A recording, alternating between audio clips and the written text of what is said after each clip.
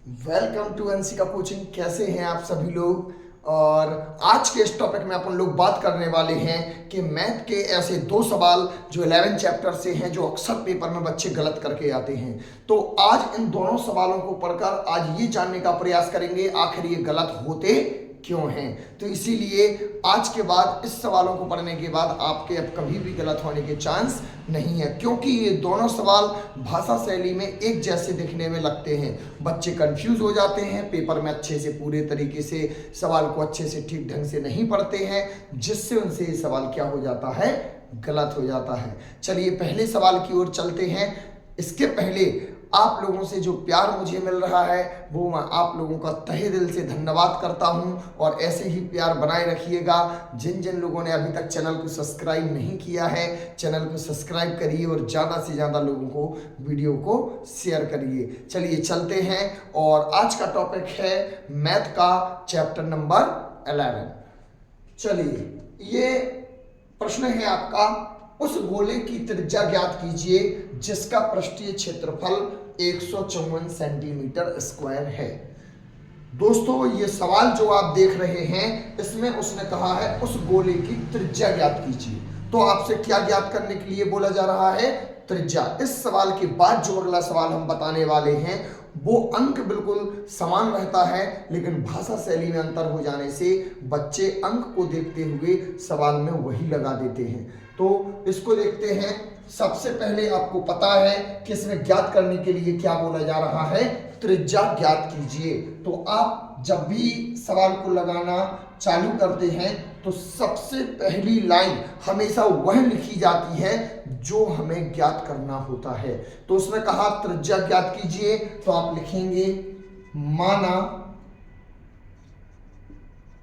गोले की त्रिज्या बराबर आर है। आप गोले की त्रिज्या को क्या बोलते हैं, आर। आर को हम रेडियस कहते हैं इंग्लिश में, और रेडियस आर से हम त्रिज्या को प्रदर्शित करते हैं। अब इसके बाद हम बात करते हैं, गोले की त्रिज्या को आपने आर मान लिया। इसके बाद दूसरे नंबर पे दोस्तों हम ये लिखते हैं कि सवाल में क्या दिया गया है। तो आपने देखा कि पृष्ठीय क्षेत्रफल 154 सेंटीमीटर दिया गया है, तो दूसरे स्टेप में आप लिखेंगे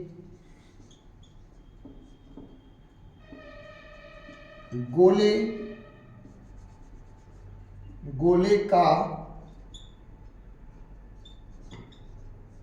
पृष्ठीय क्षेत्रफल कितना दिया गया है दोस्तों, 154 सेंटीमीटर स्क्वायर दिया गया है।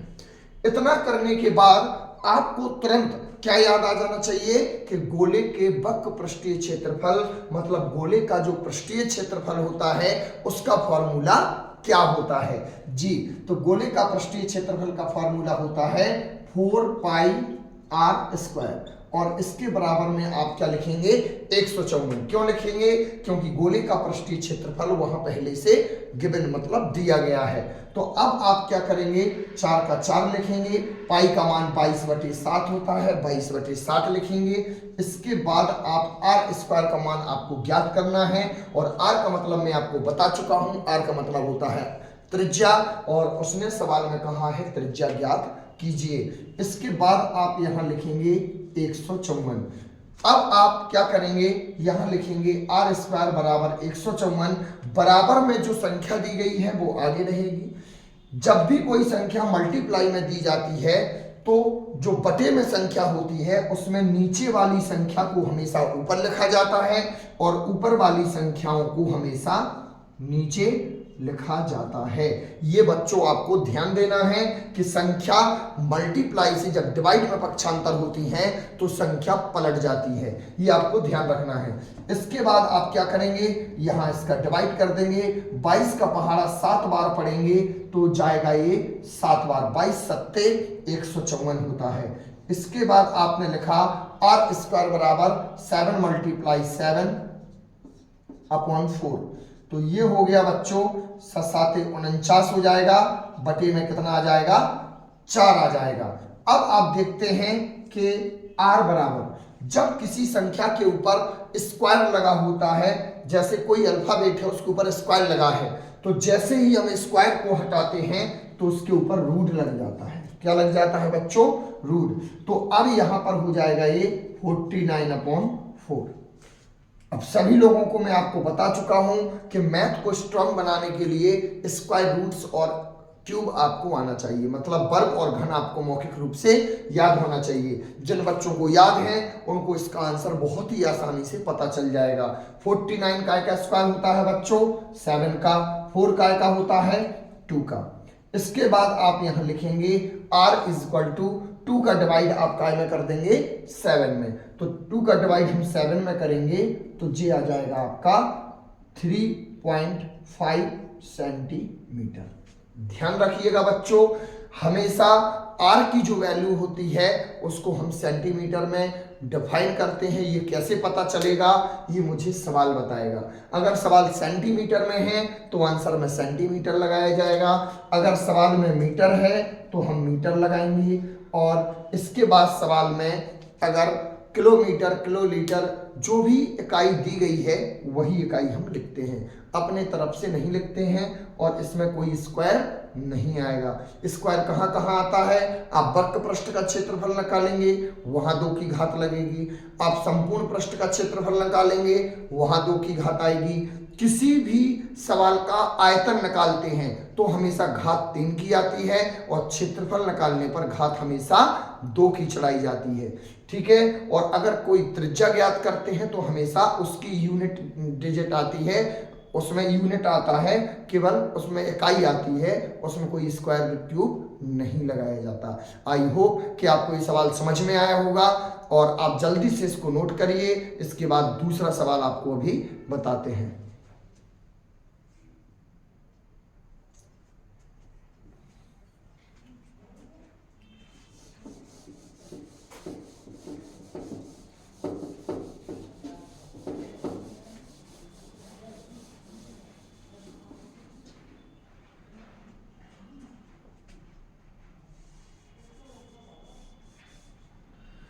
देखिए बच्चों, पिछले सवाल में आपने गोले की त्रिज्या ज्ञात की थी।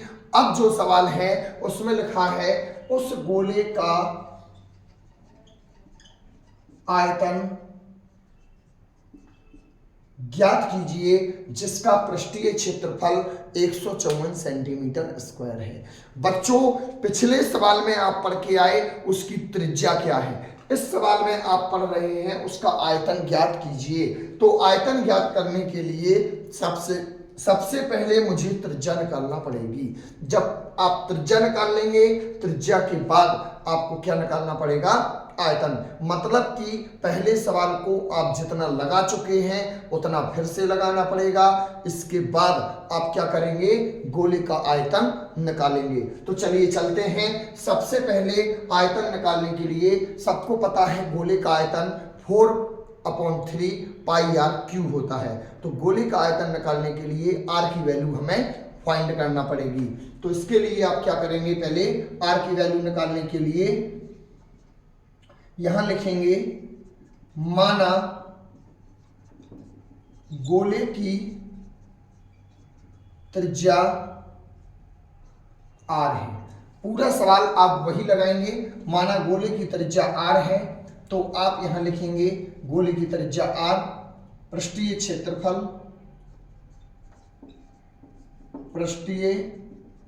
क्षेत्रफल लिखेंगे 154 सेंटीमीटर स्क्वायर है।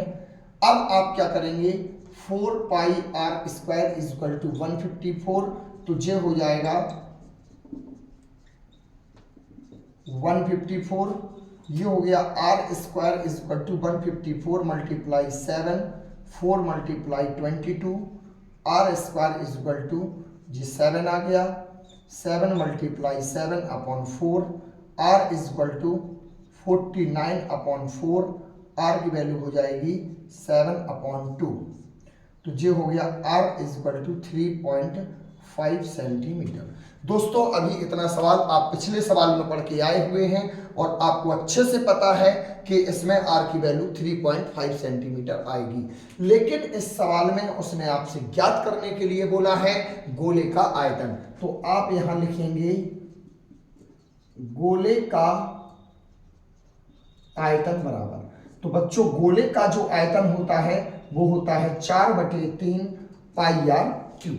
गोले का आयतन क्या होता है? 4/3 पाई आर क्यूब। तो आप यहां लिखेंगे 4/3 गुणे 22/7 और आर का मान आपने निकाला है 3.5। आप ये वाला डिजिट भी लिख सकते हैं और ये वाला डिजिट भी लिख सकते हैं। तो यहाँ पर जो कैलकुलेशन है, इस कैलकुलेशन के अंतर्गत अगर हम 7.2 को लिखते हैं तो हमारा कैलकुलेशन सरल हो जाएगा। देखिए हम 3.5 ना लेके क्या ले लेते हैं 7/2 और इसको कितने बार लिख देंगे? 3 बार। ऐसा लिखने से आपकी जो संख्याएं हैं वो आसानी से कट जाएंगी और आपको कैलकुलेशन में दिक्कत नहीं जाएगी। आप 3.5 को भी ले सकते हैं, लेकिन यहां पर जब 3.5 का 3 बार मल्टीप्लाई करेंगे तो वहां डिजिट में पॉइंट लगाने में आपसे मिस्टेक हो सकती है, इसलिए आप 3.5 को ना लेके 7/2 को ले सकते हैं। तो अब आपने क्या किया, यहां जो 22/7 था, 7 से 7 क्या हो जाएगा बच्चों? कैंसिल हो जाएगा। इसके बाद 2 से ये 4 कैंसिल कर दीजिए तो यहाँ 2 बचेगा। फिर इस वाले 2 से ये वाला 2 कैंसिल कर दीजिए। फिर इस वाले 2 से ये 22 11 कितना आ जाएगा? 11। फिर से समझ लीजिए, पहले 7 से 7 क्रॉस किया, फिर इस 2 से 4 क्रॉस किया तो 2 बचा। फिर दूसरे वाले 2 से इस 2 को कैंसिल कर दिया। फिर तीसरे वाले 2 का डिवाइड किया, भाग किया 22 में तो गया 11 बार। कितने बार गया बच्चों? 11 बार। अब ऊपर क्या क्या बचता है? 11 बचता है और 2 बार 7 बचता है और नीचे 3 बचता है। इतना करने के बाद आप इन तीनों का मल्टीप्लाई कर दीजिए। मल्टीप्लाई करने के बाद आप देखते हैं कि यहाँ पर जो आपकी वैल्यू बचती है वो बचती है 77 मल्टीप्लाई 11 11 7 जा 77 और यहाँ 7 आ जाएगा और यहाँ पर 3 आ जाएगा। अब आपको क्या करना है, इसका मल्टीप्लाई करके डिवाइड कर देना है। तो इसका मल्टीप्लाई करके जो डिवाइड करेंगे आप, तो यहाँ पर साइड में आप कैलकुलेशन, रफ कैलकुलेशन आपको कॉपी पे पीछे करने के लिए मिलेगा, तो आप कर सकते हैं। तो ये हो जाएगा 7 49 की 9 हासिल की 4 आ जाएगा। 7 49 50 52।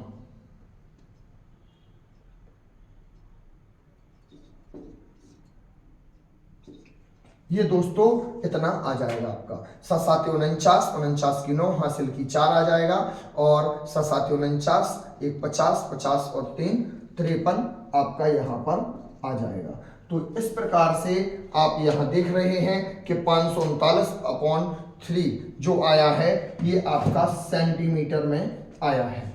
इतना मल्टीप्लाई करने के बाद अब आप क्या करेंगे, इसका डिवाइड भी कर सकते हैं और इतना भी आप लिख सकते हैं। अगर आप डिवाइड करना चाहें तो 3 का डिवाइड आप पीछे करके देख लीजिए। 3 एकम 3, 3 8 24, ज़्यादा हो जाएगा तो आप 3 7 21 लेंगे। फिर यहाँ 2 बचेगा, यहाँ 9 उतारेंगे, 3 9 27 लिखेंगे तो यहाँ पर 2 बचेगा। अब आप देखते हैं कि यहाँ 179 आया, जो शेषफल आया उसको ऊपर लिखते हैं और जिससे भाग दिया था वो नीचे लिखते हैं। तो ये हो गया आपका 179 सही 2/3 सेंटीमीटर स्क्वायर। स्क्वायर नहीं होगा बच्चों, यहाँ घात कितने की होगी? 3 की होगी। क्यों? क्योंकि सवाल में आपने क्या ज्ञात किया है? आयतन। बिल्कुल मैं आपको बता चुका हूं कि आयतन में आपको सेंटीमीटर की घात 3 लगाना है। आप इसको नोट कर सकते हैं। और बच्चों मैं आपको बताना चाहूंगा, ये सवाल आपको अच्छे से समझ में आ गया होगा। इन दोनों सवालों को आप पेपर में देख के जाइए, 100% आपको पेपर में देखने को मिल सकते हैं। और प्रतिवर्ष से पूछे जाने वाले प्रश्न हैं जो सबसे ज्यादा बच्चों से गलत होते हैं, क्योंकि ये दोनों प्रश्न जो है भाषा शैली में एक जैसे होते हैं, इसलिए बच्चे पेपर में कंफ्यूज हो जाते हैं। तो आपको कंफ्यूज होने की कोई जरूरत नहीं है। एक में आपको त्रिज्या ज्ञात करना है, दूसरे में आपको आयतन ज्ञात करना है। और अब जिसने चैनल को सब्सक्राइब नहीं किया है, चैनल को सब्सक्राइब कर दीजिए, बेल आइकन को क्लिक कर दीजिए, ज्यादा से ज्यादा वीडियो को शेयर कीजिए।